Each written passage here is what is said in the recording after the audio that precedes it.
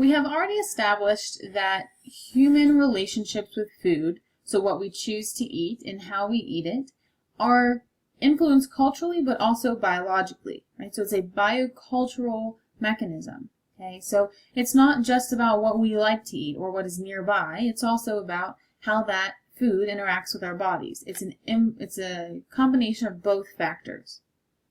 So to really drive that point home, I want to talk about the digestion of milk in humans. Okay, so we tend to think about lactose intolerance as the abnormal. People will say, oh, I'm lactose intolerant, and that's abnormal to us.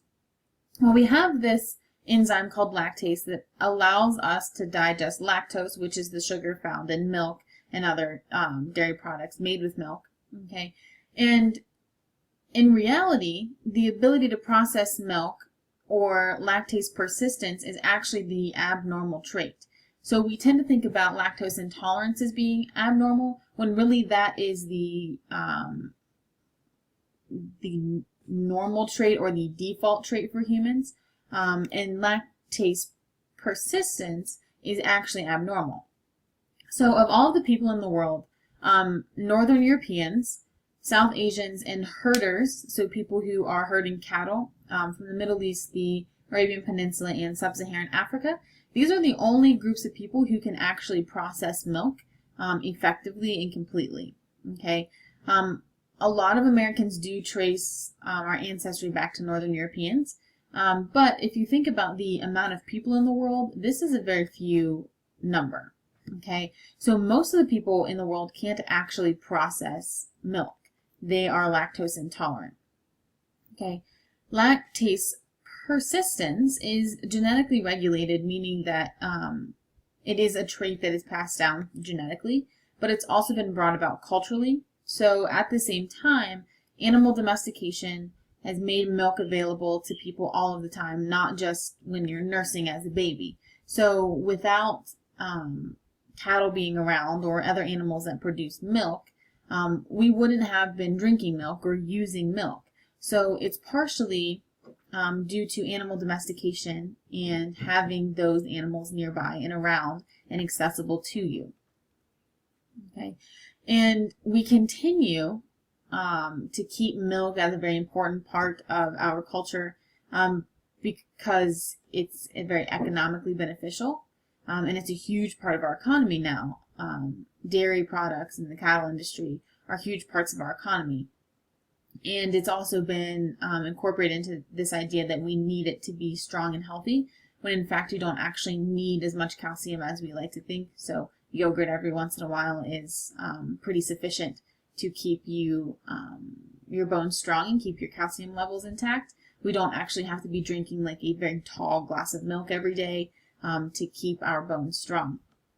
And so this is just an example of the fact that our emphasis on milk in our culture and drinking milk and needing that milk to stay strong and healthy actually is a product of our culture more so than a product of our biology. Because when you look at it, most humans are actually lactose intolerant, and that this lactase persistence is a trait that has kind of remained in a very few number of populations. Okay. So then what is food, right? So what do we consider food? These are ideas are all shaped by our culture. If we want to look at this list of food here, cheese, obviously food. Rotten shark flesh, we probably wouldn't consider that food. What about buffalo penis stew, caterpillars, oysters, spiders, porcupine, hamburger? So we have a lot of different ideas about what counts as food and what does not count as food. And these cannot be biological in the sense that I could eat all of these foods, maybe not rotten shark flesh, that might make me feel sick because I'm not used to it, but as a human I do have the ability to process these foods. The difference is that culturally these are not acceptable foods for me to eat. Okay, so what we consider edible is shaped by our culture, and so that's going to be tied to cultural constructions, symbolism, group identity, and cultural change. And so we'll talk about most of these in a little more detail as we move through the lecture. Okay.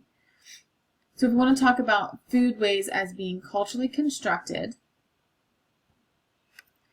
okay, so then they're always surrounded by some cultural belief, and our foodways are governed by systematic rules and etiquette. Okay, so what we gather or hunt or collect to eat, how we do that, what we grow and how we harvest it, who is sharing the food, who is preparing the food, how we actually eat the food.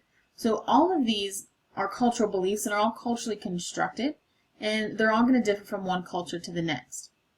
Okay, so all humans have to eat to survive. That's just a fact. But how we eat and how we collect what we eat, how we decide what we eat, is going to change from one culture to the next. Okay. And so we have, just an example here, we have two different types of systems. So we have supermarket economies, and this is going to be like the US, where we are viewing food as a material good. We separate it from its producer, the natural environment. There's no spiritual connection or tie between us and that food, or that food and the land. We oftentimes don't even know how our food is made, where it's made. If you go to the grocery store, a lot of times you won't actually know if the avocado you're buying was made in Mexico. Most likely it was, or was it grown in California? You don't really know all the time where your food is coming from. And we keep it in our minds and in our culture very separate from the people who made it. I have no connection or feelings between myself and the people who planted and grew and harvested my food, or the land of which it grew in. So there are other cultures where eating the food actually unites the consumer and the producer, and kind of puts into their body the essence of what they're eating. So instead of having it be a separate commodity or totally separate from the materials that made to produce it, the people that produce it, its environment, for other cultures, it's all so very tightly bound together, and that by eating it, you're actually connecting yourself with the person who made it and the land on which it was grown.